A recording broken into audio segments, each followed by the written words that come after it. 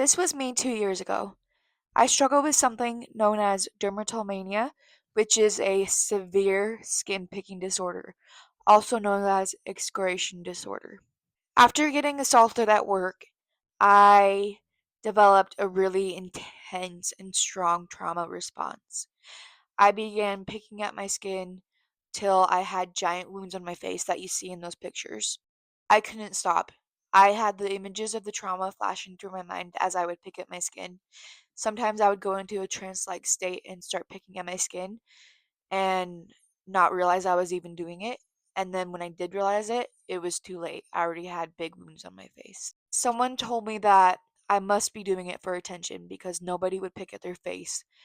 But the thing is, I have dermatillomania and I don't choose this. I don't want this. I've struggled with my skin picking off and on, but not to the extent as it was after my trauma.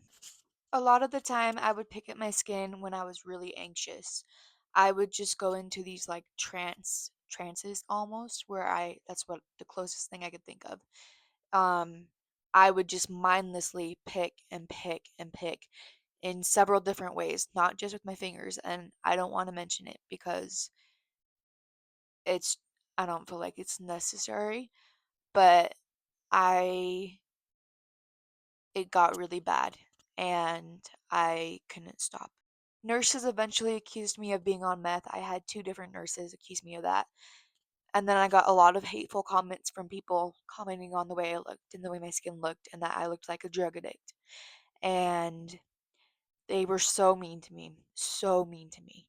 And it was really hard to hear. One time I had a random lady walk up to me in the grocery store and she said, "Oh my God, honey, were you in an accident? What happened to you?" Another thing that happened a lot was that I obsessed over my skin. If I had any bumps, any acne, anything, I had to pop it.